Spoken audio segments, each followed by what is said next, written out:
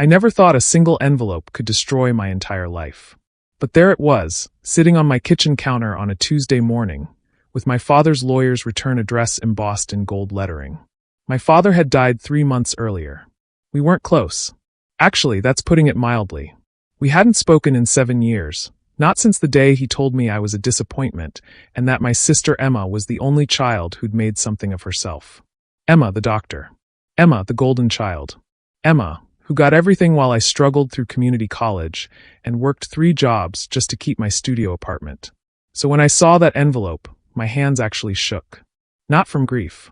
From something else. Something I'm not proud of. Hope maybe. Or greed. I don't know anymore. The letter was formal, cold, exactly what I expected from Harold T. Stevenson, attorney at law. It requested my presence at the reading of my father's will the following Friday at 2 p.m. Emma would be there, of course. And my stepmother, Patricia, the woman who'd replaced my mother not even a year after Mom's death. I almost didn't go. I sat in my car outside the law office for 20 minutes, watching the clock tick closer to 2 p.m., debating whether whatever crumbs my father had left me were worth the humiliation of sitting in that room with Emma and Patricia. But I went. God help me, I went. The office was all dark wood and leather chairs, the kind of place that smelled like money and old books. Patricia was already there, dressed in black Chanel, her face carefully composed in an expression of dignified grief. Emma arrived exactly at 2 p.m., because of course she did, wearing her white doctor's coat like a badge of honor. She'd come straight from the hospital, she announced. A surgery had run long. People depended on her. She didn't even look at me.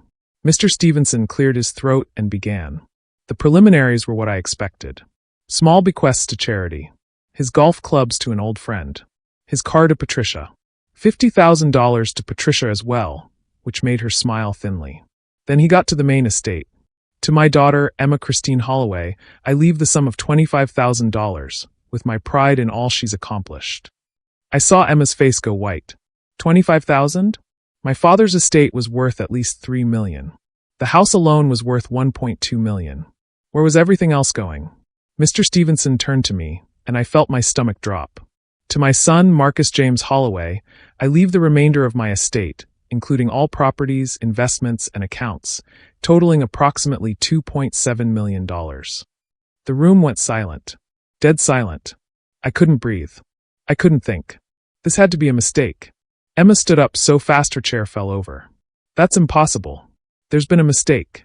Our father would never. There's no mistake, Mr. Stevenson interrupted, his voice firm. However, there is a condition. My heart started pounding. Of course there was a condition. There was always a catch with my father.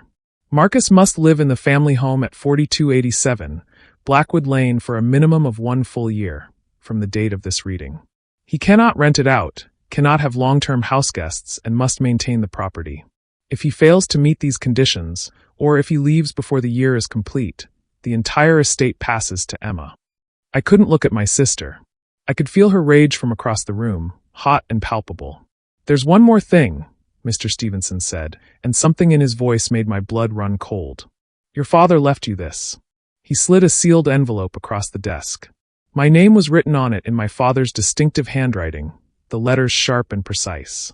He instructed me to tell you that everything you need to know is in that letter, and that you should read it alone, after you've moved into the house. My hands were shaking as I took it. The envelope was thick, heavy. Whatever was inside, it was more than just a letter. Patricia stood abruptly. This is outrageous. Harrison promised me that house. We discussed it. This will be contested. You're welcome to try, Mr. Stevenson said calmly. But I assure you, the will is ironclad. I made certain of that at Harrison's request. Emma finally looked at me, and the hatred in her eyes actually made me flinch. What did you do? She hissed. What did you do to manipulate him? You hadn't spoken to him in years, and suddenly he leaves you everything. I don't know, I said, and it was the truth. I swear, Emma, I don't know. She didn't believe me. She stormed out, Patricia right behind her, and I was left alone with Mr. Stevenson, and that envelope burning in my hands.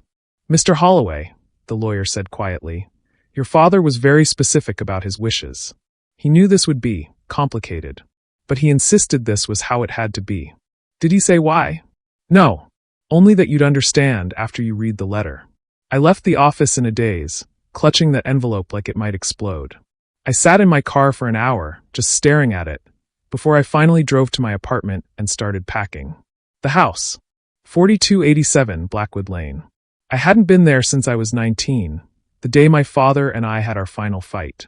The day he told me I'd never amount to anything. The day I walked out and never looked back. And now it was mine. For a year, at least. I arrived at the house 3 days later, on a gray Monday morning. It looked exactly the same. 3 stories of Victorian architecture, painted a dark blue-gray, with white trim and a wraparound porch. The gardens were overgrown, wild rose bushes climbing the fence, but the house itself was immaculate. Patricia had already removed her things, apparently. The locks had been changed, and Mr. Stevenson had given me the new keys. I stood on the porch for a long time before I could make myself unlock the door. The last time I'd walked through it, I'd been a different person. Younger. Angrier. More naive. The inside was dim, dusty. Furniture covered in white sheets like ghosts. It smelled like my childhood, like furniture polish and my father's cologne and something else, something I couldn't quite place. I wandered through the rooms, touching nothing, just looking. Everything was frozen in time. My father's study, his desk still covered in papers. The living room, with the fireplace where we'd opened Christmas presents. The kitchen, where my mother had taught me to make pancakes before she got sick. Finally, I went upstairs to my old bedroom. It was exactly as I'd left it. Posters on the walls. Books on the shelves. My ancient computer on the desk. Patricia hadn't touched it. Maybe my father hadn't let her. I sat on my old bed, the springs creaking familiarly, and I finally opened the envelope. Inside were 3 things: a handwritten letter, a key I didn't recognize, and a photograph. The photograph made my breath catch. It was old, faded, the color slightly off. It showed my father, looking young and happy in a way I'd never seen him, standing next to a woman who wasn't my mother. They were in front of a small house I didn't recognize, and the woman was pregnant, very pregnant, her hand resting on her swollen belly. My father's arm was around her shoulders, and he was smiling. Really smiling. I turned the photo over. Written on the back in my father's handwriting: Sophie and me, June 1989. June 1989. I was born in March 1990. Emma was born in 1987. Who the hell was Sophie? And why did my father look at her like that? My hands were shaking as I unfolded the letter. My father's handwriting covered both sides of the thick paper, the words cramped and urgent. Marcus, if you're reading this, I'm dead, and you've agreed to stay in this house. Good. You need to stay. You need to understand. I've been a terrible father to you. I know that. I have no excuses, only explanations, and even those are inadequate. But you deserve the truth, and I was too much of a coward to tell you while I was alive. The woman in the photograph is Sophie Chen. I loved her more than I've ever loved anyone, including your mother. I'm sorry, but it's true. We met in 1988, when I was working in Seattle. Your mother and I were already having problems. Emma was a baby, and your mother was depressed, distant. I was lonely and stupid and selfish. Sophie was a translator at the firm, brilliant and kind, and we fell in love. She got pregnant. We were going to leave together, start a new life. I was going to divorce your mother and marry Sophie. We'd bought a little house, the one in the photo. Everything was planned. And then Sophie died. I had to stop reading. My heart was pounding so hard I thought I might pass out. I stood up, paced the room, tried to breathe. Sophie died. The woman my father loved, the woman who was pregnant with his child, died. But something was wrong with that story. Something didn't add up. I forced myself to keep reading. She died in childbirth, Marcus. On March 15th, 1990. The baby lived. You lived. The room tilted. The letter fell from my hands. I couldn't breathe, couldn't think. No, that wasn't possible. My mother was Ruth Holloway. I'd seen my birth certificate. I'd seen photos of her pregnant with me. This didn't make sense. It couldn't be true. I grabbed the letter from the floor with shaking hands. Your mother, Ruth, she knew everything. She was willing to take you, to raise you as her own. We told everyone she'd given birth to you. We falsified the birth certificate. Only a few people knew the truth. Ruth, me, the doctor, and the lawyer who handled the adoption paperwork. I thought I was doing the right thing. I thought I was giving you a stable home, a family. But I couldn't look at you without seeing Sophie. Every time I saw your face, your eyes, I saw her. And it destroyed me. I treated you terribly because I couldn't handle my own guilt and grief. You looked so much like her, and I couldn't bear it. So I pushed you away. I praised Emma because she was really mine, really Ruth's. But you were Sophie's son, and I was the reason Sophie was dead. I'm so sorry, Marcus. I'm sorry for every harsh word, every disappointed look, every time I made you feel less than. None of it was your fault.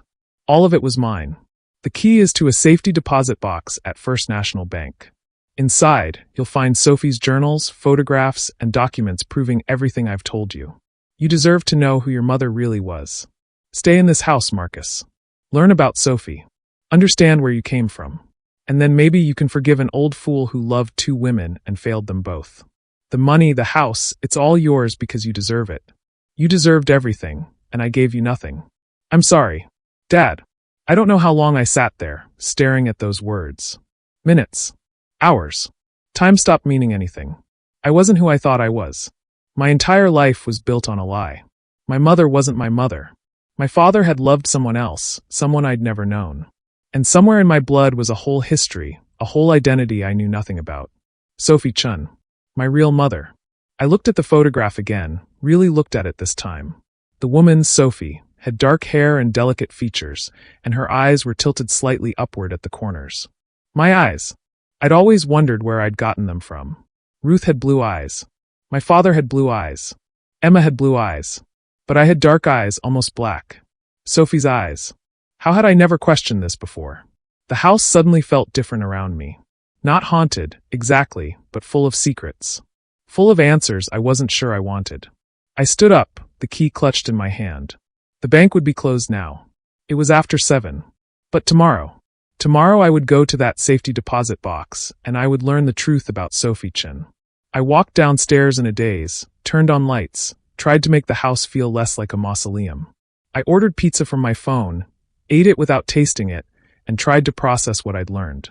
My phone buzzed. Emma. She'd called 4 times already. I'd ignored them all.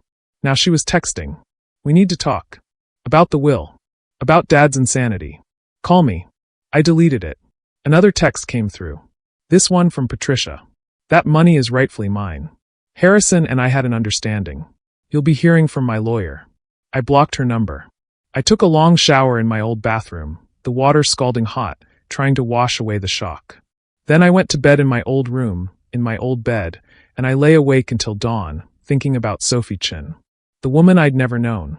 The woman who died bringing me into this world. The woman my father had loved. My mother. When the sun finally rose, I got up, got dressed, and drove to First National Bank. I had the key.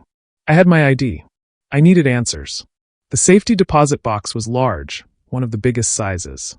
The bank employee left me alone in the small viewing room, and I stared at it for a moment before I opened it. Inside were 3 thick journals, their covers worn and soft with age. A manila envelope full of photographs. Official-looking documents. And at the bottom, a small jewelry box. I started with the documents. My real birth certificate, showing Sophie Chin as my mother and Harrison Holloway as my father.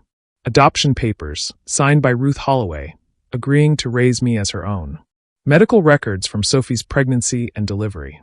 And a death certificate. Sophie Chin. Died March 15, 1990, at 11:47 p.m., from complications during childbirth. She was 28 years old. I was born at 11:31 p.m. She'd lived just long enough to know I'd survived. The photographs showed Sophie's life. She'd been beautiful, delicate, with kind eyes and a gentle smile. There were pictures of her with my father, young and in love. Pictures of her pregnant, glowing. Pictures of the little house they'd bought together.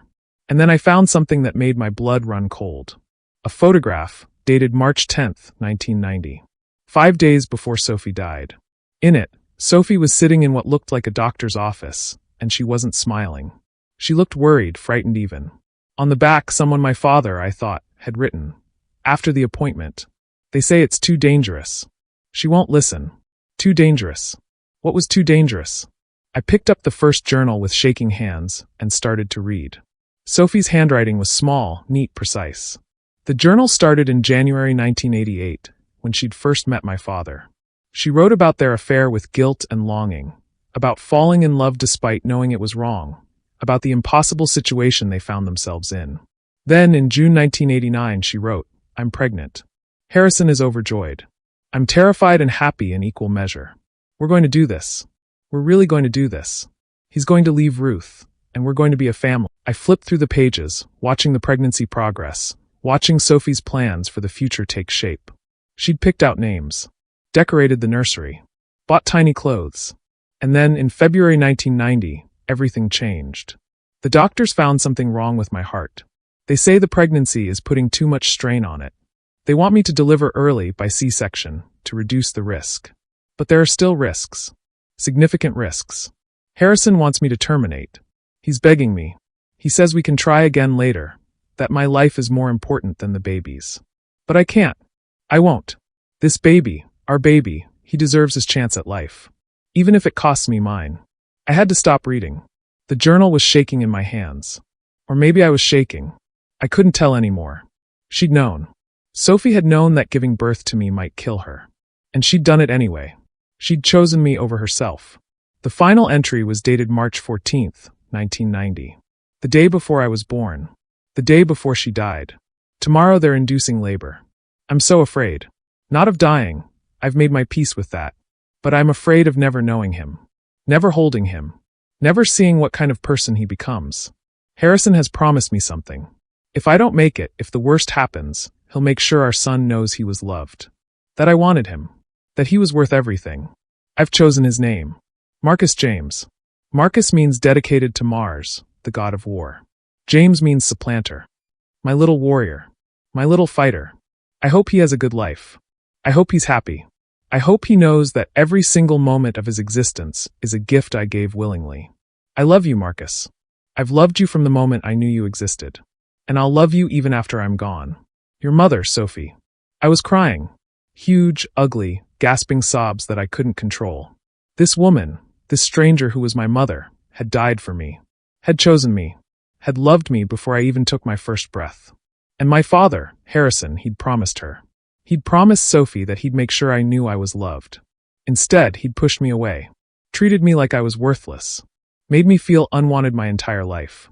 He'd broken his promise to the woman he loved. He'd broken his promise to my mother. I spent 3 days locked in that house, reading Sophie's journals from cover to cover. I learned everything about her. She'd been born in San Francisco to immigrant parents. She'd been brilliant, had graduated from Berkeley at 20 with a degree in linguistics. She'd spoken 6 languages fluently. She'd loved classical music and spicy food and rainy days. She'd wanted 3 children and a garden full of roses and a quiet, happy life. She'd never gotten any of it. By the 3rd day, I felt like I knew her. Like she was real to me, not just a ghost, not just a photograph. She was my mother, and I mourned her, even though she'd died 34 years ago. But knowing about Sophie only made the questions multiply. Why had my father waited until he was dead to tell me?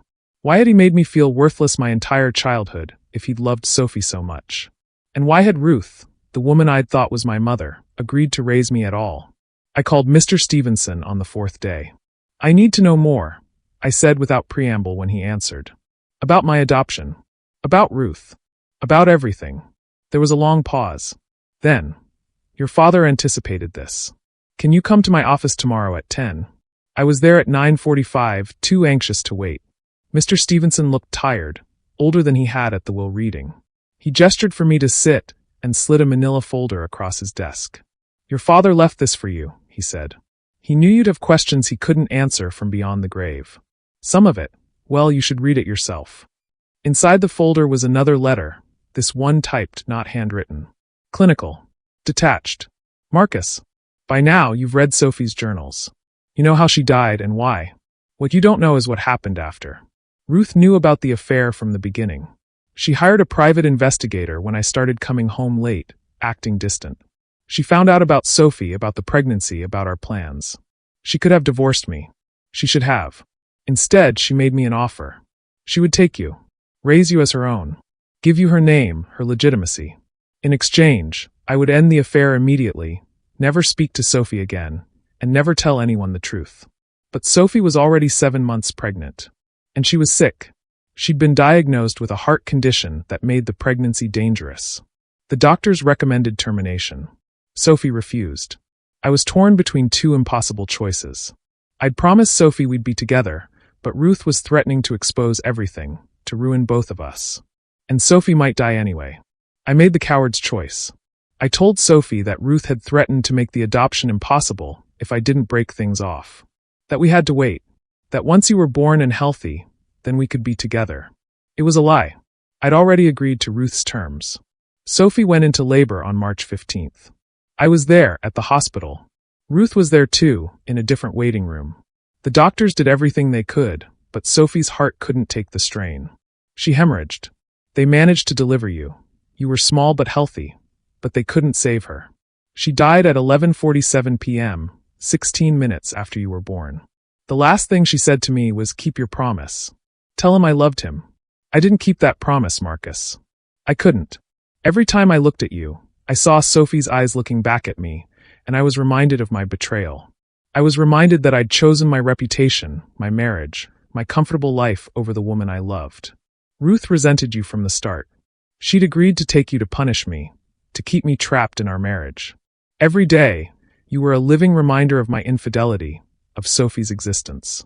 She was never cruel to you outwardly. She couldn't be, not without revealing the secret, but she was cold, distant. And I was worse.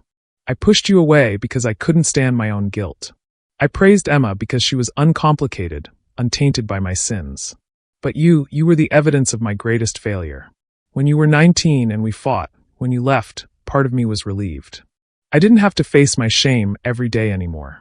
But as I got older, as I faced my own mortality, I realized what I'd done. I'd failed Sophie twice. Once when she was alive, and again after she died. I'd failed you every single day of your life. The inheritance is my attempt at restitution. It's inadequate, I know. Money can't replace love. A house can't replace a father.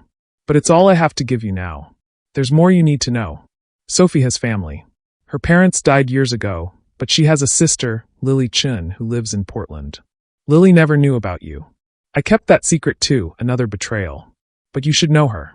You should know Sophie's family. I've left Lily's contact information in Mr. Stevenson's files. Whether you reach out to her is your choice. But you deserve to know where you came from. All of where you came from. I don't expect forgiveness. I don't deserve it. I just hope you can build a better life than I did. A life Sophie would have been proud of. Harrison. I sat back in the chair, feeling hollowed out. So Ruth had known all along. She'd raised me, fed me, clothed me, but she'd never loved me. She'd taken me to punish my father, to trap him in a marriage he wanted to escape. No wonder she'd always seemed so distant. No wonder I'd always felt like I didn't quite belong. There's one more thing, Mr. Stevenson said quietly. He pulled out another piece of paper. This is Lily Chen's information. Your aunt. She's 58 years old, a retired teacher. She lives in Portland with her husband. She has 2 children, your cousins. A family I'd never known. Blood relatives who had no idea I existed. Should I contact her? I asked. That's entirely up to you, Mr. Stevenson said. But your father left a sealed letter for her as well. An explanation. He wanted her to know the truth, even if you chose not to reach out. I took the paper with Lily's information. An address in Portland. A phone number. An email. Has she received the letter yet? It was mailed 3 days ago. She should have it by now. I left the office in a daze, Lily's information burning in my pocket. I sat in my car for an hour, staring at my phone, trying to decide what to do. Finally, I opened my email and started typing. Dear Lily, you don't know me, but my name is Marcus Holloway. I'm Sophie Chen's son. I hit send before I could second-guess myself, then sat back and waited, my heart pounding. The response came 3 hours later. Just 2 lines. Sophie's son? Call me. Now. 503-555-7829. My hands were shaking so badly, I almost dropped the phone. I dialed the number, and a woman answered on the first ring. Marcus. Her voice was hoarse, like she'd been crying. Yes. I'm sorry to. Don't apologize. She was definitely crying. Oh my God. Sophie's son. I never knew. Harrison's letter just arrived yesterday, and I thought it was some kind of cruel joke, but you're real. You exist. I just found out myself, I said. About Sophie. About everything. I'm sorry I didn't contact you sooner, but I didn't know you existed until a week ago. Harrison kept you secret. Her voice was bitter now. Of course he did. That bastard. Sophie loved him so much, and he kept her son from her family for 34 years. Tell me about her, I said. Please. I've read her journals, but I want to know her through someone who really knew her. And Lily did.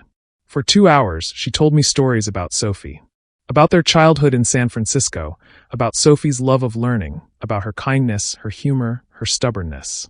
She told me about the day Sophie called to say she was pregnant, how excited she'd been, how she'd asked Lily to be the baby's godmother.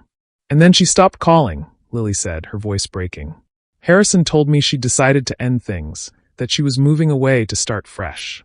I tried to reach her, but her number was disconnected. I hired a private investigator, but they couldn't find her. It was like she'd vanished. She didn't vanish, I said quietly. She died, giving birth to me. Lily was silent for a long moment. When she spoke again, her voice was thick with tears.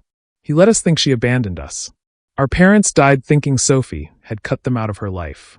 They died heartbroken. And all along, she was dead, and you were alive, and Harrison kept you from us. I'm so sorry. It's not your fault. None of this is your fault. She took a shaky breath. Marcus, I want to meet you. I need to meet you. You're all I have left of Sophie. I'd like that, I said. I'd like that very much. We made plans. She would drive down to meet me in 2 days. She wanted to see the house where Harrison had lived, wanted to see Sophie's journals, wanted to know everything. After I hung up, I felt lighter somehow. Like I'd found something I didn't know I was missing. A connection. A family. But that feeling didn't last long. The next morning, I woke up to someone pounding on the front door. I stumbled downstairs, still half asleep, and opened it to find Emma standing on the porch, her face twisted with rage. We need to talk, she said, pushing past me into the house. Now. Emma, it's 7 in the morning. I don't care. She whirled on me, and I was shocked by the hatred in her eyes. I want to know what you did. What you said to Dad before he died. How you manipulated him into changing his will. I didn't manipulate anyone. I hadn't seen Dad in 7 years. You know that. Then why did he leave you everything? Why did he cut me out? I'm his daughter. His real daughter. Not you. The words hit like a slap. What did you just say? You heard me. She crossed her arms, triumphant and cruel. Mom told me years ago. You're not really our brother. You're some bastard child Dad had with his mistress. Mom raised you out of charity, and you repaid her by stealing my inheritance. I didn't steal anything. I didn't even know about the will until... Liar! She was screaming now. You must have known. You must have gotten to him somehow. Dad would never have chosen you over me. Never. Unless you poisoned him against me. Emma, that's insane. Is it? Mom says you were always manipulative. Always playing the victim. Always making Dad feel guilty. Well, it worked, didn't it? You got your payoff. I felt something inside me crack. Get out. Excuse me? Get out. This is my house now. You have no right to be here. This should be my house. That money should be mine. I'm going to fight this, Marcus. I'm going to contest the will, and I'm going to prove you manipulated Dad, and I'm going to take everything from you. Try it, I said, surprised by how calm I sounded. Dad's will is ironclad. The lawyer told you that. You'll just waste your money. Then I'll make your life hell instead. She smiled, and it was ugly. I'll tell everyone the truth about you. About who you really are. About Sophie. I'll make sure everyone knows what a fraud you are. Go ahead, I said. I'm not ashamed of who I am. Not anymore. She stared at me like I was a stranger. Maybe I was. Maybe we both were. You're pathetic, she spat. You always were. She stormed out, slamming the door so hard the windows rattled. I stood there, breathing hard, my hands clenched into fists. And then I started laughing. I don't know why. Maybe because it was absurd. Maybe because Emma's tantrum was so predictable. Maybe because for the first time in my life, I didn't care what she thought of me. I had Sophie's journals. I had Lily. I had the truth. I didn't need Emma's approval anymore. But Emma's threat nagged at me for the rest of the day. She'd said she'd make my life hell. She'd meant it. Emma never made idle threats. I was right to worry. That afternoon, I got a call from my boss at the hardware store where I worked part-time. Marcus, I'm sorry, but I have to let you go. What? Why? A customer complained. Said you were rude, unprofessional. Look, I don't want to do this, but... What customer? I haven't worked a shift in a week. I've been dealing with family stuff. Yeah, well, this customer was pretty insistent. Said you'd made them uncomfortable. I can't have that kind of complaint on record. I hung up, furious. It had to be Emma. Or Patricia. Someone was sabotaging me. An hour later, my landlord called about my studio apartment, the one I'd kept just in case. Marcus, I'm going to need you out by the end of the month. What? Why? I've paid my rent on time every month for 3 years. I'm selling the building. Everyone has to go. That's not legal without proper notice. Take it up with my lawyer. He hung up. This wasn't coincidence. This was Emma making good on her threat. I called Mr. Stevenson, explained what was happening. There's not much I can do about private employment or landlord issues, he said carefully. But Marcus, I'd be careful. Your sister seems determined.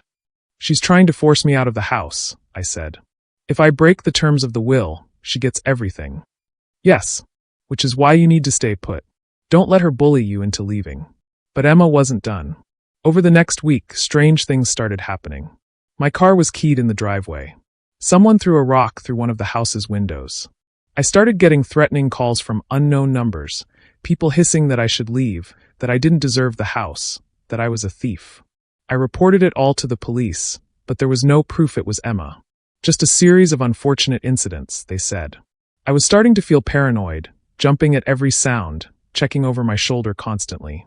The house that was supposed to be my inheritance was starting to feel like a prison. And then Lily arrived. She pulled up in a blue sedan on a gray Saturday morning, and I watched from the window as she got out, staring up at the house with an expression I couldn't read. When I opened the door, we just looked at each other for a long moment. She was small, delicate, with graying hair and Sophie's eyes. My eyes. You look like her, she whispered. Oh God, you look so much like her. And then she was hugging me, crying. And I was crying too, two strangers united by a woman we'd both loved and lost. I showed her Sophie's journals, the photographs, everything. She cried through most of it, touching the pages like they were sacred relics. She wrote about me, Lily said, her voice wondering. Look here. Lily called today. She's worried about me, about the pregnancy. I wish I could tell her everything will be fine. But I can't lie to my sister. We spent hours going through everything. Lily told me stories that weren't in the journals, filled in gaps, made Sophie real in a way she hadn't been before. By the time evening came, I felt like I'd known my mother my whole life, not just for a week. I want you to meet your cousins, Lily said over dinner. David and Sarah. They're going to be so excited to know about you. A whole new family member we never knew existed. I'd like that, I said. And I meant it. But that night, after Lily had gone to her hotel, things took a darker turn. I woke up at 2 a.m. to the smell of smoke. For a moment, I thought I was dreaming. Then I heard the smoke alarm screaming, and I was out of bed, my heart pounding. The hallway was filled with gray smoke. I could see orange light flickering from downstairs, from the direction of my father's study. Fire! I grabbed my phone, called 911, and ran downstairs. The study was engulfed, flames eating through the curtains, the desk spreading fast. I grabbed the fire extinguisher from the kitchen and tried to fight it, but it was too big, too hot, spreading too fast. I had to get out. I ran back upstairs, grabbed Sophie's journals and the photograph, and fled the house just as the fire trucks arrived. I stood on the lawn in my pajamas, clutching those journals, watching the firefighters battle the blaze. They got it under control before it spread beyond the study, but the damage was extensive. The entire room was destroyed. Smoke and water damage throughout the first floor. How did it start? I asked the fire marshal afterward. He looked grim. We'll need to investigate, but preliminary assessment? It looks like arson. Someone poured accelerant near the window and lit it. You're lucky you woke up when you did. Arson. Someone had tried to burn down the house. With me inside. Emma. It had to be Emma. But when the police questioned her, she had an alibi. She'd been at the hospital, on call, dozens of witnesses. Patricia had an alibi too. Home with friends, playing bridge until midnight, then to bed. Do you have any other enemies? The detective asked me. Anyone else who might want to hurt you? I almost laughed. A week ago, I'd been nobody. No enemies, no drama, just a guy working 3 jobs to make rent. Now someone wanted me dead. The inheritance, I said. Someone wants me out of this house. Your sister stands to inherit if you leave before the year is up, correct? Yes, but she has an alibi. She could have hired someone, the detective said. We'll look into it. In the meantime, I'd suggest staying somewhere else. If someone wants you out of this house badly enough to commit arson, they might try again. But I couldn't leave. If I left, even temporarily, Emma could argue I'd violated the terms of the will. I had to stay, fire or no fire. I called a restoration company, paid for emergency repairs out of the inheritance money. They boarded up the study, cleaned up the smoke damage, made the house livable again. It took 3 days and cost $40,000. Lily stayed with me through it all. She wanted to make sure I was safe. We installed security cameras, motion sensors, better locks.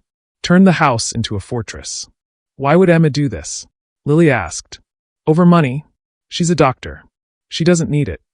It's not about the money, I said. It's about winning. Emma always has to win. And right now, I'm beating her at a game she didn't know we were playing. But I was wrong. It wasn't just Emma I had to worry about. 2 days after the fire, I got a visit from Patricia. She showed up at noon, dressed in designer clothes, her face carefully made up. She looked nothing like the grieving widow from the will reading. Marcus, she said, her voice dripping with false sweetness. May I come in? I should have said no.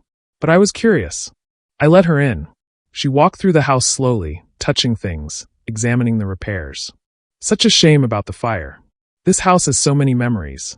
What do you want, Patricia? She turned to me, and the sweet mask dropped. I want what's owed to me. Your father promised me this house. We had an agreement. And then he changed his will without telling me, left me with pocket change while you got millions. Take it up with the lawyer. I have. He says the will is valid. But wills can be challenged. Especially when there's evidence of undue influence.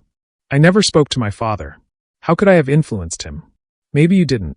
But someone did. She smiled, and it was calculating. I've been going through Harrison's papers.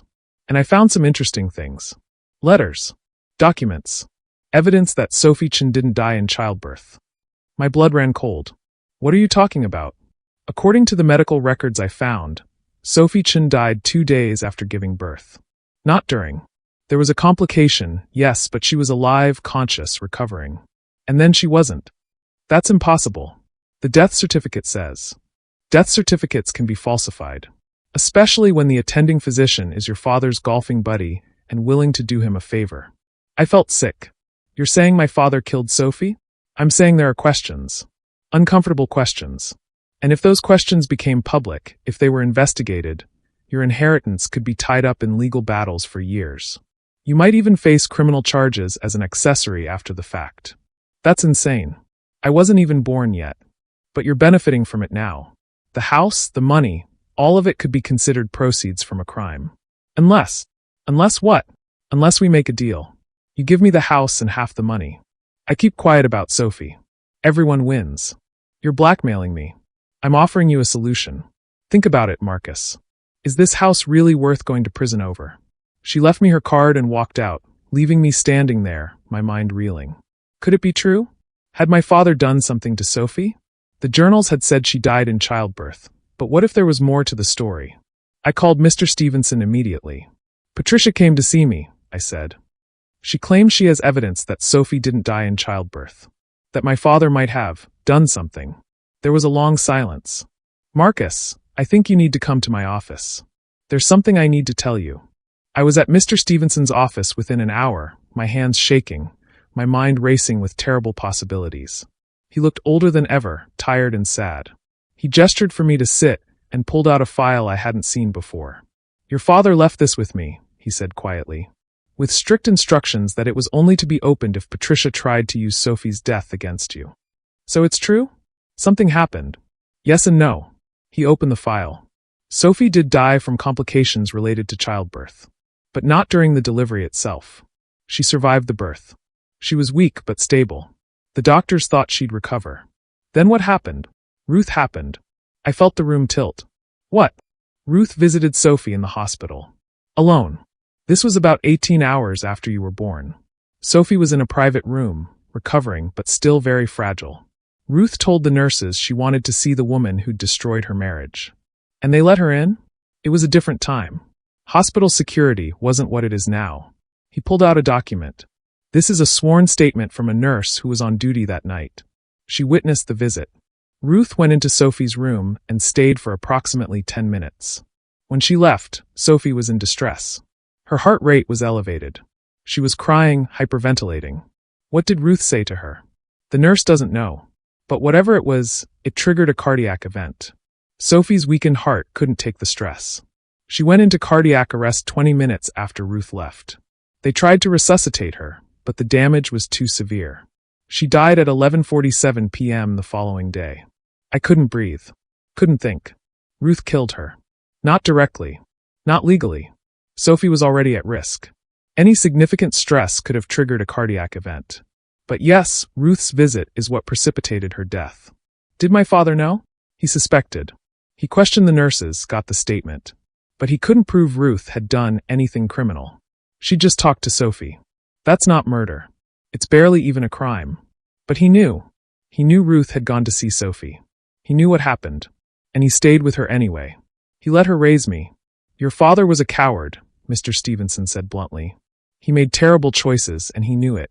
This statement, this evidence, he kept it as insurance. To protect you, if the truth ever came out. Patricia found out somehow. She must have found some of your father's papers. He kept extensive documentation of everything. It was his way of dealing with guilt, I think. Writing it all down, as if that made it matter. What do I do? Nothing. This statement proves that if anyone killed Sophie, it was Ruth, not your father. And Ruth is dead. There's no one to prosecute. Patricia's blackmail is empty. She can't hurt you with this. But she already had. Because now I knew the truth. My mother, Ruth, the woman who'd raised me, hadn't just been cold and distant. She'd been a murderer. Maybe not legally, but morally, definitely. She'd gone to Sophie's hospital room and said something so devastating, so cruel, that it had literally stopped Sophie's heart. What could she have said? What words could kill?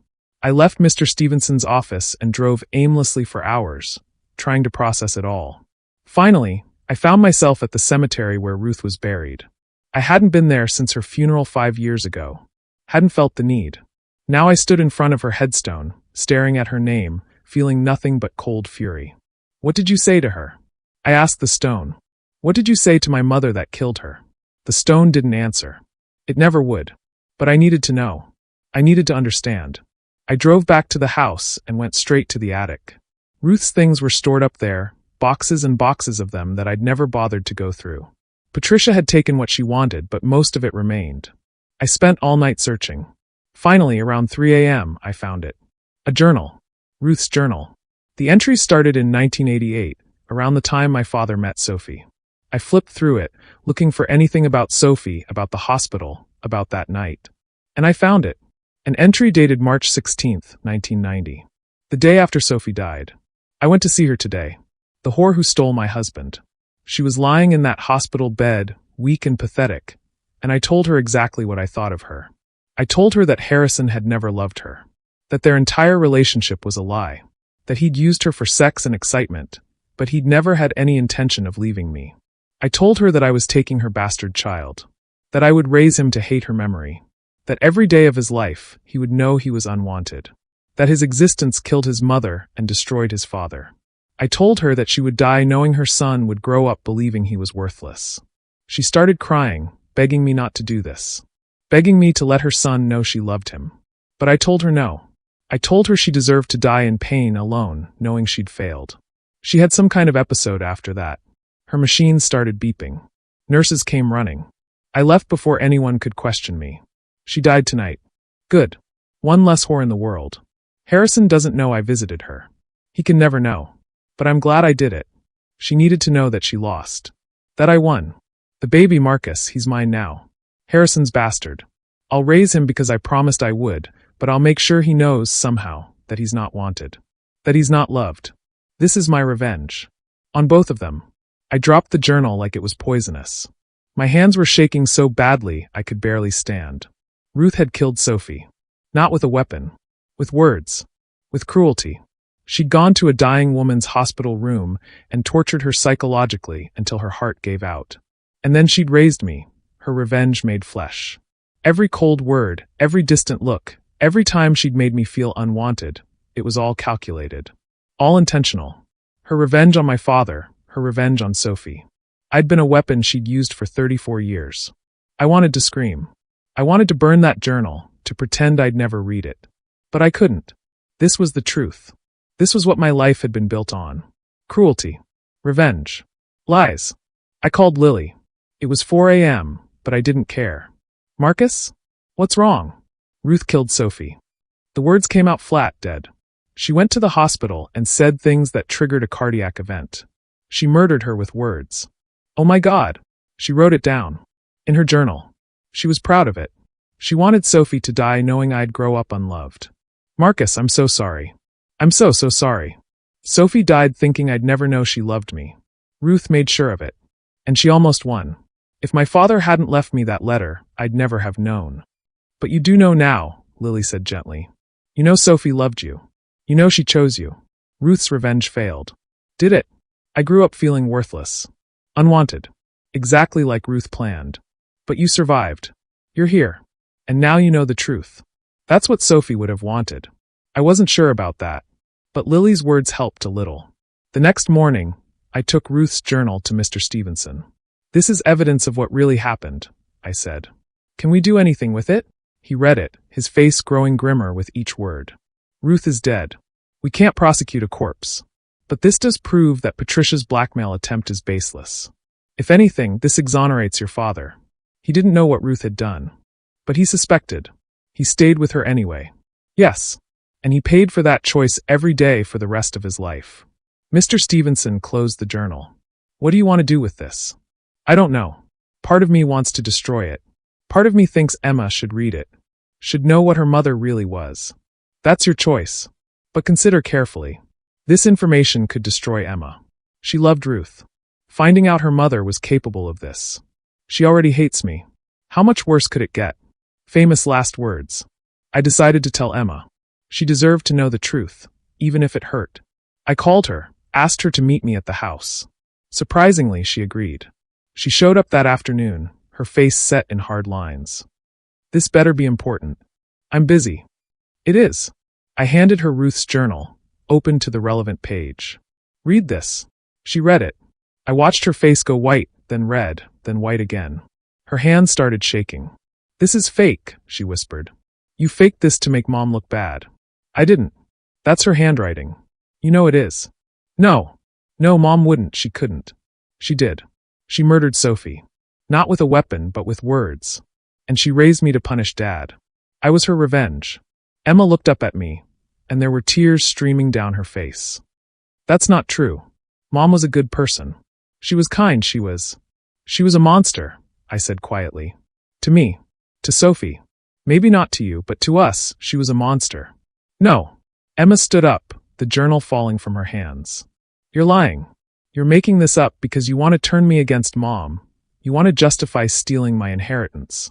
Emma, for God's sake, wake up. This isn't about the inheritance. This is about the truth. Ruth killed my mother. She tortured a dying woman for revenge. And she spent 34 years making sure I knew I was unwanted. Stop it. Emma was screaming now. Stop lying about her. She was a good mother. She was good to me. Yes, she was. Because you were hers. I wasn't. I was the constant reminder of Dad's affair, and she hated me for it. Emma stared at me, her face twisted with anguish. Then she did something I never expected. She picked up Ruth's journal and threw it into the fireplace. No, I lunged for it, but Emma was faster. She'd grabbed the lighter from the mantel, and before I could stop her, she'd lit it. The journal caught fire immediately, the old paper burning fast and hot. What did you do? I screamed. That was evidence. It was lies. Emma shot back. Lies about Mom. I won't let you destroy her memory. We watched the journal burn, both of us frozen, until it was nothing but ash. Get out, I said. My voice was shaking. Get out of my house. Gladly. Emma headed for the door, then turned back. You know what? Maybe Mom did hate you. And maybe she was right to. You're poison, Marcus. Everything you touch turns to shit. You've destroyed our family. You've destroyed Dad's memory. And now you're trying to destroy Mom's. I didn't destroy anything. I just found out the truth. Your truth. Your convenient truth that makes you the victim and makes everyone else the villain. But I know better. I know what you are. And what's that? Nothing. You're nothing.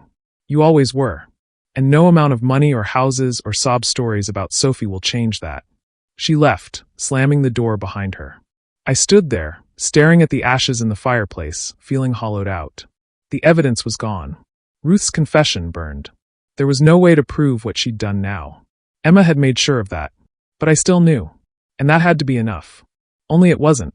Because that night, things got so much worse. I woke up at midnight to my phone ringing. It was Lily, and she was crying. Marcus, you need to come to Portland. Now. It's Sarah. What happened? Someone sent her photos. Of Sophie. From the hospital. After she died. Horrible photos. And a note that said Sophie was a homewrecker who deserved what she got. My blood ran cold. Emma. Sarah's devastated. She never knew about Sophie's affair, about any of this. And now she knows her aunt was. Marcus, she's talking about not wanting to live. She's not handling this well. I was in my car within minutes, driving north through the night. I made it to Portland by dawn, went straight to Lily's house. Sarah was 19, a college student, sensitive and shy. The photos had destroyed her. She was in her room, refusing to come out, refusing to eat. She idolized Sophie, Lily said, her voice breaking. She'd grown up hearing stories about her brave, brilliant aunt who died young. And now she thinks Sophie was a monster. Sophie wasn't a monster. She was human. She made a mistake, but she loved me enough to die for me. Try telling Sarah that. She won't listen to anyone. I went to Sarah's door, knocked gently.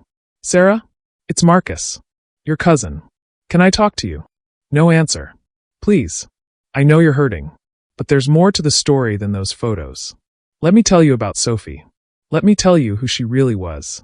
Slowly, the door opened. Sarah looked terrible. Red eyes, tear-stained face, hollow cheeks. Why should I listen to you? She whispered. You're the reason she's dead. No. I'm the reason she lived. Even if just for a little while longer than she would have otherwise. I spent the next 2 hours telling Sarah everything. About the journals, about Sophie's love, about her choice to give me life even though it cost her own. About Ruth's cruelty, about my father's cowardice, about the complicated, messy, human story that was my existence. By the end, Sarah was crying again. But differently this time. She really loved you, she said. Even though she never met you. Yes. And she'd want you to know that she wasn't perfect, but she wasn't a monster either. She was just a woman who fell in love with the wrong man and tried to make the best of it. Sarah hugged me then, and I felt something shift. This was family. This was what I'd been missing my whole life. But I couldn't stay. I had to get back to the house. I had to make sure I didn't violate the terms of the will. As I drove back to California, I knew what I had to do. I had to end this. One way or another. I had to stop Emma before she destroyed anyone else. I got back to the house late Sunday night, exhausted and furious. Emma had crossed a line. Sending those photos to Sarah, trying to hurt a 19-year-old girl who'd done nothing wrong. That was beyond inheritance disputes. That was cruelty for cruelty's sake. Just like Ruth. I'd always thought Emma was different from her mother. Now I wasn't so sure. Monday morning, I called the detective handling the arson case. I need to report a harassment incident, I said. My niece in Portland received disturbing photos and threatening messages. Is your niece willing to press charges? Probably not. But this is part of a pattern. The arson, the vandalism, the job sabotage. It's all connected to my inheritance situation. Mr. Holloway, unless you have concrete proof that your sister or stepmother is behind these incidents, there's not much I can do. Then help me get proof. Please. Someone tried to burn down my house with me in it. Someone is terrorizing my family. This isn't going to stop until someone gets hurt. The detective sighed. Okay, here's what I can do. I'll look into your sister's financial records, see if there are any payments to suspicious individuals. Maybe we can trace the arson back to her that way. But no promises. Thank you. In the meantime, keep your security cameras running. Document everything. If she slips up, we'll catch her. I spent the next week documenting everything. Every threatening call, every suspicious car that drove past the house, every piece of hate mail. The pile of evidence grew. And then I got an unexpected visitor. Patricia showed up on Wednesday afternoon, looking nervous for the first time since I'd met her. We need to talk, she said. Can I come in? Against my better judgment, I let her in. She sat in the living room, twisting her hands together, not meeting my eyes. I owe you an apology. For what? Trying to blackmail me? For that. And for other things. Marcus, I knew what Ruth did to Sophie. Harrison told me years ago during one of our fights. He was drunk and guilty and he just let it all spill out. I felt cold. You knew Ruth murdered Sophie and you said nothing? Ruth didn't murder anyone. Not legally. And I had no proof. Just Harrison's drunken confession. She finally looked at me. But I used that knowledge to try to manipulate you, and that was wrong. I'm sorry. Why are you telling me this now? Because Emma came to see me yesterday. She wanted my help to have you declared mentally unfit. She's trying to get a conservatorship to take control of your inheritance. What? She has a psychiatrist friend who's willing to testify that your trauma over learning about Sophie has made you unstable, that you're a danger to yourself. If she succeeds, she'll control the estate and she'll sell the house immediately. You'll get nothing. That's insane. I'm not mentally unfit. I know that, but Emma is determined, and she's not thinking clearly anymore. She's obsessed with destroying you, with proving that Ruth was right to hate you. Why are you warning me? Patricia looked away. Because I loved your father. Not at first, maybe. But over the years, I did grow to care for him. And in the end, he was miserable. Eaten alive by guilt. He never forgave himself for Sophie, for Ruth, for you. I don't want his legacy to be his children destroying each other. So what do? Fight back. Get your own psychiatric evaluation. Prove you're competent. And Marcus? Find out what really happened to Ruth. Ruth died of cancer 5 years ago. Did she? Patricia stood up. Ruth was sick, yes. But the cancer was in remission. She wasn't supposed to die for years. And then one day, she just did. Emma was with her when it happened. Alone. The implication hit me like a truck. You think Emma killed Ruth? I think Emma loved her mother very much. And I think Ruth was in pain and depressed, and maybe she asked Emma for help. Emma's a doctor. She'd know how. That's euthanasia. That's illegal. It's also mercy. Maybe. Or maybe I'm wrong, and Ruth just died. But either way, Emma has been carrying that weight. And now she's projecting all of it onto you. Patricia left me sitting there, mind reeling. Could it be true? Had Emma helped Ruth die? Is that why she was so defensive about Ruth's memory? I needed to know. I started digging into Ruth's medical records. It took some creative hacking. Okay, I paid a guy online to do it, don't judge me, but I finally got access to her file. The last entry was from the day before she died. Vital signs stable. Pain managed. Mental state, depressed, expressing wishes to end treatment. And then the next day, patient died peacefully in sleep. Daughter present. No autopsy requested. No autopsy. Of course not. If Emma had given Ruth something to end her life, an autopsy would have shown it. But there was no proof. Just suspicion. Unless. I called the hospital where Ruth had died, asked to speak to the nurses who'd been on duty that night. Most didn't remember Ruth specifically. It had been 5 years, but one did. Oh, I remember, Nurse Wilson said. The daughter was a doctor, very professional. She was with her mother all evening. When I checked on them around 8 p.m., everything was fine. When I checked again at midnight, the patient had passed. The daughter was crying, but she was very composed. She refused an autopsy, said her mother wouldn't have wanted one. Did anything seem off to you? There was a pause. Why are you asking? Personal reasons. Please. Well, the patient seemed better earlier that day. More alert. Her pain was managed. I remember thinking she might have more time than we'd thought. And then she was just gone. It happens sometimes with cancer patients. But it did seem sudden. Thank you. I hung up feeling sick. Emma had done it. I was almost certain. She'd helped Ruth die. And now she was trying to destroy me because I represented everything she'd tried to bury. Guilt, shame, the knowledge that her mother was a monster, and that maybe, just maybe, she was one too. I needed help. Real help. I called Mr. Stevenson. Emma's trying to have me declared mentally unfit, I explained. I need a psychiatric evaluation, proof that I'm competent. I'll arrange it immediately. And Marcus? Fight this. Don't let her take what your father wanted you to have. The psychiatric evaluation took 2 days. The doctor was thorough, asking about my childhood, my relationship with my father, my mental state since learning about Sophie. In the end, he declared me perfectly sane. You've experienced significant trauma, he said, but you're processing it in a healthy way. You're not a danger to yourself or others. You're competent to manage your affairs. Can you put that in writing? Already done. I took the evaluation to my own lawyer. Not Mr. Stevenson, but a younger guy who specialized in family law and estate disputes. Emma doesn't have a case, he said after reviewing everything. The psychiatric evaluation is clear. You're competent. Her petition will be denied. What if she has evidence I don't know about? Like what? I hesitated. Like proof that I don't know. Dangerous. Unstable. Do you have any history of violence? No. Mental illness? No. Then she has nothing. Marcus, your sister is grasping at straws. She knows she's losing, and she's desperate. But desperate people are dangerous.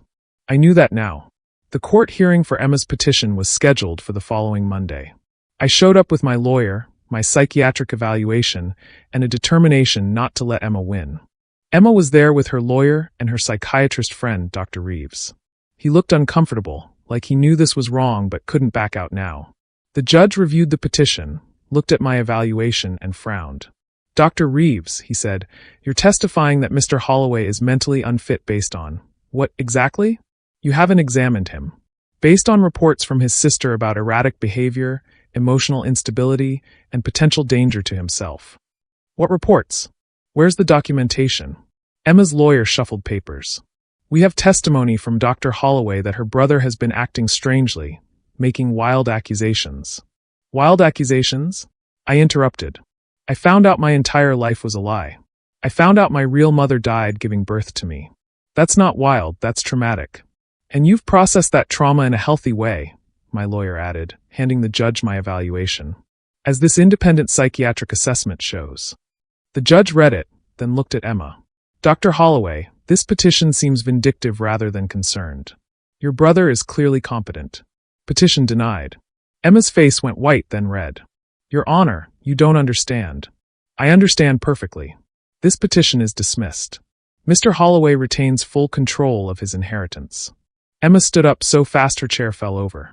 This isn't over, she hissed at me as she stormed out. I should have felt triumphant. Instead, I just felt tired. And worried. Because Emma's words echoed in my head. This isn't over. I was right to worry. That night, I got a call from Lily. She was hysterical. Marcus, someone broke into my house. They destroyed everything. Photos of Sophie, her letters to me, everything. Are you okay? Is everyone safe? We're fine. We weren't home. But Marcus, they left a message. Spray painted on the wall. It said Sophie was a whore and her bastard son will pay. I'm so sorry, Lily. I'll call the police, No. No more. She was crying now. I can't do this anymore. I can't put my family at risk because of this inheritance war. I love you, Marcus, but I can't be part of this. Lily, please. I'm sorry. But Sarah's a mess. My husband is talking about moving. And I can't. I'm sorry. She hung up. I sat there, staring at my phone, feeling like I'd been punched in the gut. I'd found my mother's family, and now I was losing them because of Emma's vendetta. I called the detective, told him about the break-in. I'll contact the Portland PD, he said.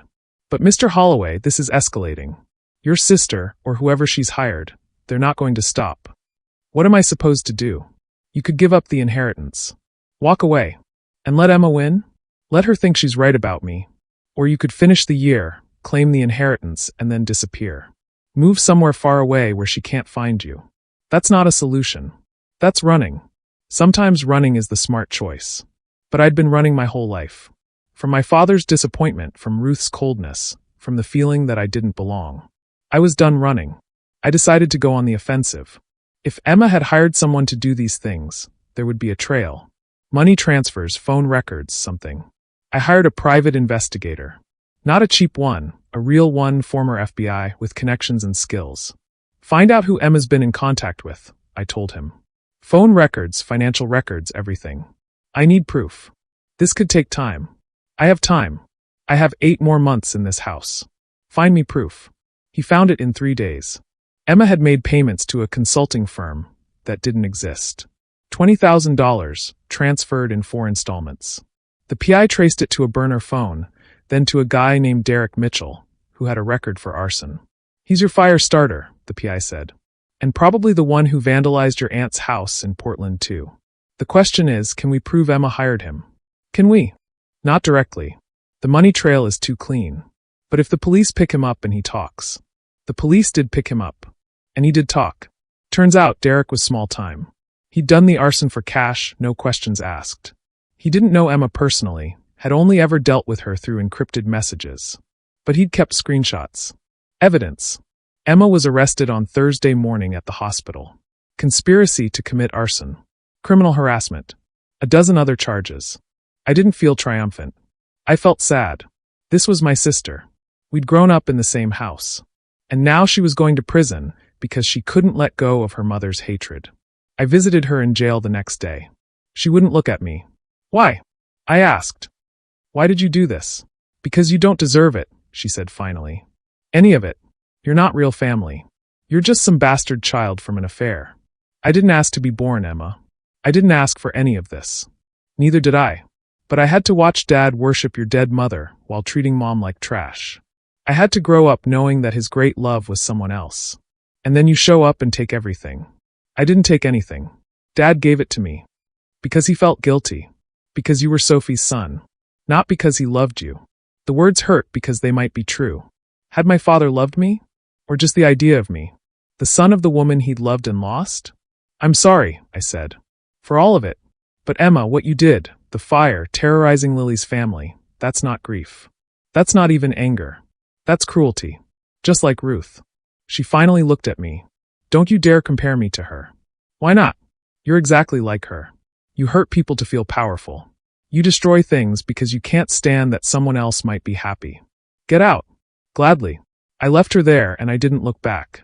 Emma was released on bail 3 days later. The trial wouldn't be for months. But the damage was done. Her reputation was destroyed. The hospital had suspended her. Patricia had stopped taking her calls. She was alone. And I felt nothing but relief.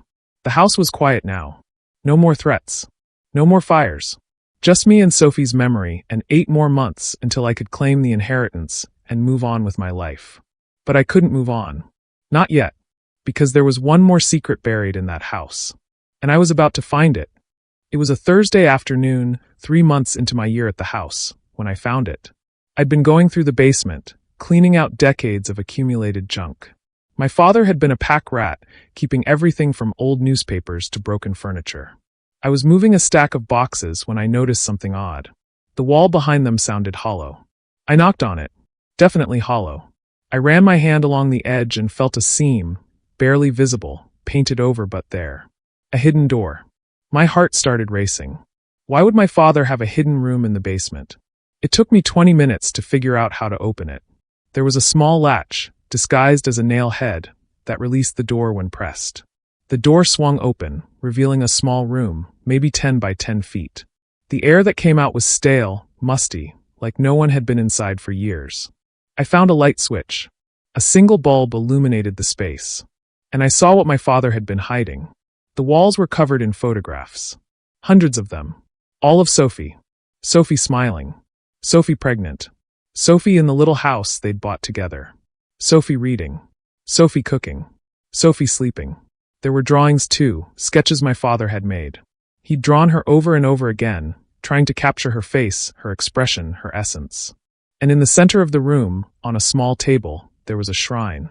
Sophie's photograph in a silver frame. Candles around it. And letters.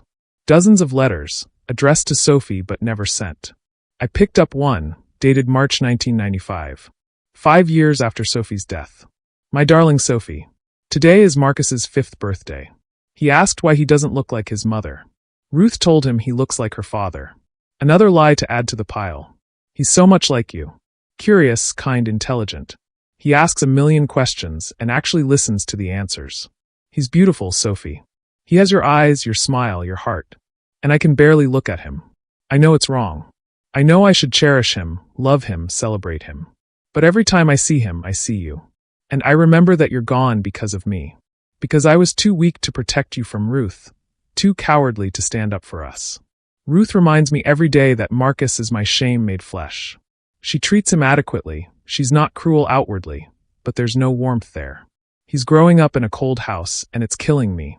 But I can't change it. I can't be the father he deserves because I'm too broken. I'm sorry, my love. I'm sorry I failed you. I'm sorry I'm failing him. Forever yours, Harrison. There were hundreds of letters like this. Years and years of them.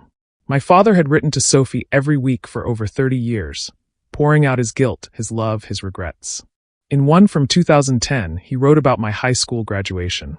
Marcus graduated today. Top of his class. He's going to college in the fall, got a full scholarship. I should be proud. I am proud. But I couldn't tell him that. When he looked at me, waiting for me to say something, anything, I just couldn't. Ruth was there, watching me, making sure I maintained the lie. making sure I didn't show Marcus any favoritism, any love. He left the ceremony early. Didn't come to the family dinner. Emma asked where he was. I said he was busy. The truth is, I drove him away. Like I drive away everything good in my life. I'm so tired, Sophie. I'm so tired of pretending. I'm so tired of living this lie. And in one from 2020, just 4 years ago, Marcus hasn't called in 3 years. Not since our fight. Not since I told him he was a disappointment. I didn't mean it. God, I didn't mean any of the things I've said to him over the years.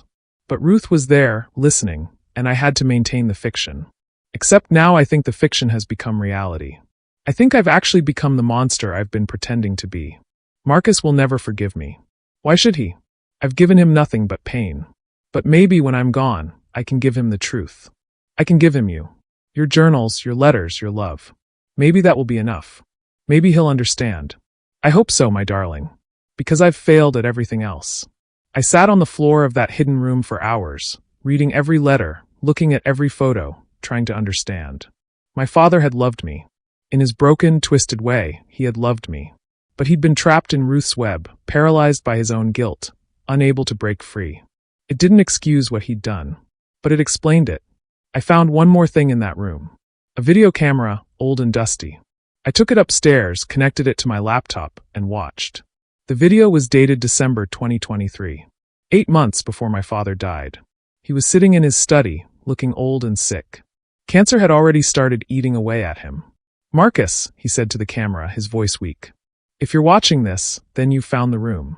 You've read the letters. You know everything. He paused, struggling to breathe. I don't expect you to forgive me. I don't forgive myself. But I want you to know that every word I wrote to Sophie was true. I loved her. And I loved you. I just didn't know how to show it. He coughed, a deep, rattling sound. The inheritance, the house, it's all yours because you deserve it. Not because of guilt, though there's plenty of that. But because Sophie died to give you life, and you deserve to have a good one. A better one than I gave you. Another pause. More coughing. Ruth made me promise never to tell you the truth. She held it over my head for 34 years. But she's dead now, and I'm dying, and I'm done with promises to the dead. He looked directly at the camera, and I could see tears in his eyes. You were loved, Marcus. By Sophie, who chose you over her own life. And by me, though I was too much of a coward to show it. He reached toward the camera, and the video ended. I sat there, staring at the blank screen, feeling everything and nothing at once. My father had loved me, but he'd been too weak to fight for that love. Too paralyzed by guilt and fear to stand up to Ruth. And I'd grown up thinking I was worthless because he couldn't be honest. I was crying. Ugly, gasping sobs that shook my whole body. Crying for Sophie, who'd died too young. Crying for my father, who'd lived too long in his own personal hell. Crying for the child I'd been, who desperately wanted his father's approval and never gotten it. Crying for all the years we'd lost. I spent the next week in that hidden room, just sitting with the evidence of my father's secret grief. The photos, the letters, the drawings. All the love he couldn't express in life, hidden away in the dark. Finally, I called Lily. I found something, I said. Something that changes everything. She drove down the next day. I showed her the room, the letters, the video. She cried too. He did love you. He really did. But not enough to fight for me. Maybe that's true. But Marcus, people are complicated. Your father was weak and scared and trapped in a terrible situation of his own making. But he wasn't a monster. He was just human. Is that supposed to make me feel better? No. It's supposed to help you understand. So you can move forward. Move forward. Could I do that? I didn't know. But I knew I couldn't stay in that house anymore. Not in the hidden room, surrounded by ghosts. I closed the door, sealed it again, and went back upstairs to the land of the living. 6 more months. That's all I had to endure. Then I could claim the inheritance and leave all of this behind. Except I was starting to realize I didn't want to leave. Not really. This house, for all its pain and secrets, was the closest thing I had to roots. Sophie had been here, in a way. My father's love, twisted and hidden though it was, lived in these walls. And I'd found something here I'd never had before. The truth. But the truth came with a price. Emma's trial was approaching, and I was subpoenaed to testify. The prosecution wanted me to tell the story of the inheritance, of Emma's escalating campaign against me, of the arson and harassment. I didn't want to. Emma was still my sister, despite everything. But the prosecutor was insistent. If you don't testify, she might walk. Is that what you want? No. But I don't want her to go to prison either. She hired someone to burn down your house with you inside. That's attempted murder. She was desperate. She wasn't thinking clearly. That's for the jury to decide. You just need to tell the truth. The truth. Always the truth. I testified on a cold Monday in November. 6 months into my year at the house. Emma sat at the defense table, looking small and defeated. She wouldn't look at me. I told the truth. All of it. The inheritance, the harassment, the fire. The psychiatrist friend who'd been willing to lie. The money trail to the arsonist. Emma's lawyer tried to make me look vindictive, like I was pursuing this out of spite. But the evidence spoke for itself. The jury found Emma guilty on most counts. The sentencing was scheduled for 2 weeks later. I went to see her in jail before the sentencing. She finally agreed to talk to me. I hate you, she said. The words were flat, emotionless. I'll always hate you. I know. You took everything from me. My inheritance, my reputation, my freedom. I didn't take anything. You gave it away when you decided to destroy me instead of just letting go. I couldn't let go. She finally looked at me, and her eyes were hollow. Don't you understand? Mom spent my entire life teaching me that you were the enemy. That you were the reminder of Dad's betrayal. That you didn't deserve anything good. And you believed her. Of course I believed her. She was my mother. And she was right about so many things. You did get special treatment, in a way. Dad's guilt made him give you everything in the end. He gave me money and a house. You got 34 years of his presence. You got to grow up with a father who was actually there, even if he was broken. I got nothing. You got Sophie's love. I got a dead woman's sacrifice. That's not the same thing. We sat in silence for a moment. Then Emma said quietly, I helped Mom die. She asked me to. The cancer was in remission, but she was in so much pain, so depressed. She begged me to help her. So I did. I know. She looked surprised. How? I figured it out. The timing, the lack of autopsy, your defensiveness about her. It wasn't hard. Are you going to tell anyone? No. That's between you and her. And honestly, I don't blame you. She was suffering. You gave her mercy. Emma started crying. She told me at the end that her only regret was that you existed. That you'd ruined everything. Those were her last words to me. I'm glad I'm dying before Marcus gets anything. God. Even on her deathbed, Ruth had been poisonous. I'm sorry, I said. I'm sorry she put that on you. I'm sorry you've been carrying it. I don't want your pity. It's not pity. It's just, I'm sorry. For all of it. Emma was sentenced to 3 years in prison, with parole eligibility after 18 months.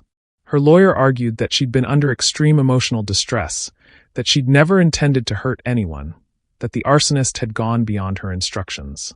The judge wasn't sympathetic, but he also wasn't harsh. 3 years seemed fair, all things considered. I didn't go to the sentencing. I'd said my piece. Instead, I spent that day in Sophie's garden, the garden at the little house she and my father had bought together. I'd found the address in the letters and driven up to see it. The current owners had been surprised but kind when I explained who I was. They let me walk around the property. The house was bigger now, renovated and expanded. But the garden Sophie had planted was still there, overgrown but recognizable from the photos. Roses climbing a trellis. A cherry tree that had grown huge. A stone bench where she'd probably sat, dreaming of the future. I sat on that bench and I talked to her. To Sophie, my mother. I told her about everything, about finding her journals, about Lily and Sarah, about Emma and Ruth and my father's hidden room. I told her about the inheritance and the year in the house and the slow, painful process of understanding. I told her I forgave her for dying, that I didn't blame her for choosing me over herself, that I wished I could have known her, but I was grateful for the life she'd given me, even though it had been hard. And I told her I loved her, even though we'd never met. The wind rustled through the trees, and for a moment, I felt at peace. The year ended on a gray December morning, exactly 12 months after that first meeting in Mr. Stevenson's office. I'd made it. I'd stayed in the house for the full year. The inheritance was mine. I went to Mr. Stevenson's office to sign the final paperwork. He smiled when he saw me. Congratulations, Marcus. Your father would be proud. Would he? I think so. You survived something that would have broken most people. You learned the truth and didn't let it destroy you. That takes strength. I signed the papers. The house, the money, All of it was officially mine now. What will you do with it? Mr. Stevenson asked. I don't know yet, but I have some ideas. I did. I'd been thinking about it for months. I sold the house. Not to Patricia, who'd been angling for it, and not to speculators. I sold it to a nonprofit that worked with foster children, kids who'd aged out of the system and needed a place to land. The house would become a transitional living facility, a place where kids like I'd been, unloved, unwanted, could find some stability. I kept one room, the hidden room in the basement. I cleared out most of it, but I left a few photos of Sophie, a few of my father's letters. And I had a plaque installed, in memory of Sophie Chun, who loved without limits, and Harrison Holloway, who loved but couldn't show it. May the children who find shelter here know they are wanted. With the money from the house sale and the inheritance, I set up a foundation, the Sophie Chun Memorial Fund. It would provide scholarships for children of single parents, kids who'd lost a parent, kids growing up in complicated family situations. Kids like me. Lily joined the board. So did Sarah, who'd recovered from her breakdown and found purpose in honoring Sophie's memory. I bought a small house in Portland near Lily's family, close to my real family, and I started writing Sophie's story. Not for publication necessarily, just so it wouldn't be lost. So someone someday would know that Sophie Chun had lived, had loved, had mattered. Emma got out on parole after 18 months.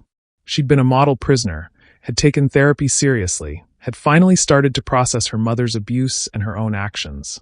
She called me when she got out. I almost didn't answer. I don't expect forgiveness, she said. Her voice was different. Smaller. Less certain. But I wanted you to know that I've been thinking. About everything. And you were right. About Mom. About me. About all of it. Emma, I'm not asking to be family again. I know I destroyed that. But I wanted to say I'm sorry. For real this time. Not because I want something, but because it's true. I'm sorry too, I said. For being born, I guess. For existing. Don't apologize for that. I'm the one who made it about you. It was never really about you. It was about Mom and Dad, and me trying to live up to impossible standards. What will you do now? I don't know. I can't practice medicine anymore. Not with a felony conviction. But maybe that's okay. Maybe I need to figure out who Emma is without being Dr. Holloway. For what it's worth, I hope you find peace. You too, Marcus. You too. We hung up. We haven't talked since. Maybe we never will again.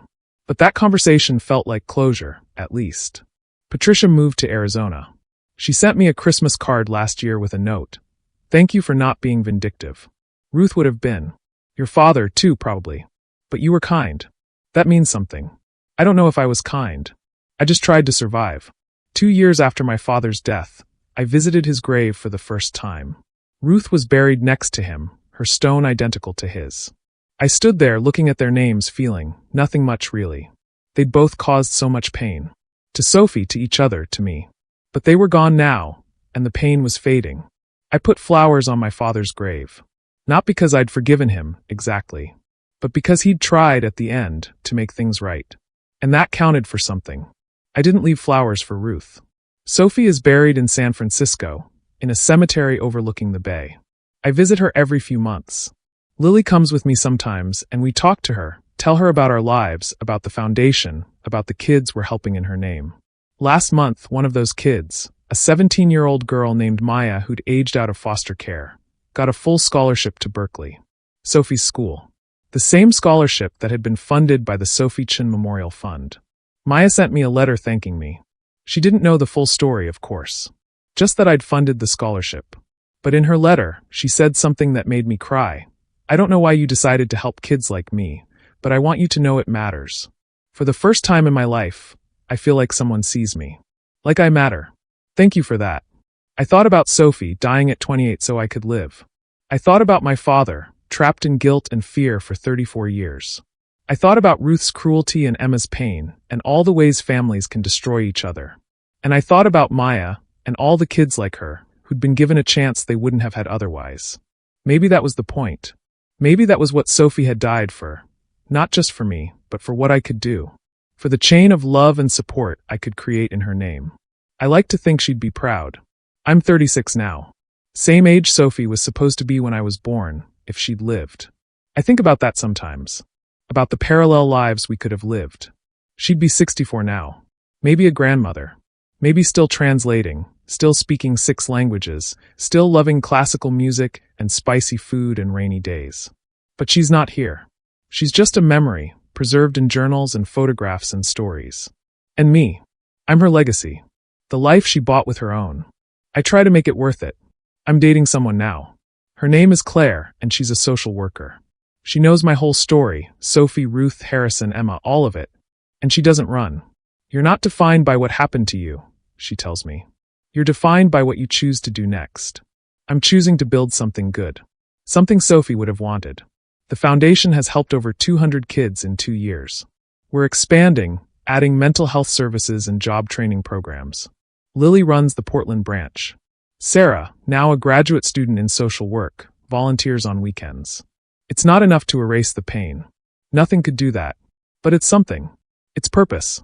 Last week, I got a letter from Emma. She's working at a free clinic now, helping people who can't afford medical care. She's rebuilding her life slowly. She wrote, I used to think love meant ownership. That if Dad loved Sophie more than he loved Mom, that meant Mom didn't matter. I was wrong. Love isn't a finite resource. There was enough for all of us. We just didn't know how to accept it. I don't know if we'll ever be siblings again. But I hope you're happy. I hope you found peace. Emma. I wrote back. Just 3 words. I hope so too. Because I do. Despite everything, I hope Emma finds happiness. I hope she breaks free from Ruth's poison the way I'm trying to break free from my father's guilt. We're both survivors of the same war. We just fought on different sides. Today is March 15th, Sophie's death day. My birthday. Every year on this day, I visit her grave. I bring roses, her favorite. And I tell her about my life, about the foundation, about all the people we're helping. This year, I brought Claire. She stood beside me, holding my hand, while I talked to the stone. This is Claire, I told Sophie. I think you'd like her. She's kind and smart, and she sees me for who I am, not who my father wanted me to be or who Ruth said I was. Just me. Claire squeezed my hand. I'm happy, I continued. I know that sounds strange after everything. But I am. I've found family, Lily, Sarah, David. I've found purpose. I've found peace mostly. The wind picked up, rustling through the trees. A cherry blossom petal landed on Sophie's grave. Thank you, I whispered. For choosing me. For loving me. For giving me this life, even though it cost you yours. I promise I'll make it count. Claire and I left flowers and walked back to the car. As we drove away, I looked back at the cemetery one more time. Sophie Chun. My mother. My beginning. And this life I'm building, this family I've found, this purpose I've claimed. This is my way of honoring her sacrifice. Not by being perfect. Not by being worthy. Just by being alive and trying, every single day, to be better than the people who came before me. To break the cycle of pain and secrecy and revenge. To choose love even when it's hard. Especially when it's hard. Because that's what Sophie did. And if I'm her legacy, then that's what I'll do too. I'm Marcus James Holloway. Son of Sophie Chun and Harrison Holloway. Brother to Emma, whether she wants to be or not. Nephew to Lily. Cousin to Sarah and David. Partner to Claire. And for the first time in my life, I know exactly who I am. Not a disappointment. Not a bastard. Not a reminder of anyone's shame. Just Marcus. Just myself. Just enough. Thank you for watching Story Matrix Hub. If this story touched you, if it made you feel something, if it reminded you that even the most broken families can find redemption, remember that your story matters too. Whatever you're going through, wherever you came from, you're not defined by the secrets of the past. You're defined by what you choose to do next. Until next time, keep believing in second chances. Keep believing in truth. And keep believing that love, even when it's complicated and painful and imperfect, is always worth fighting for.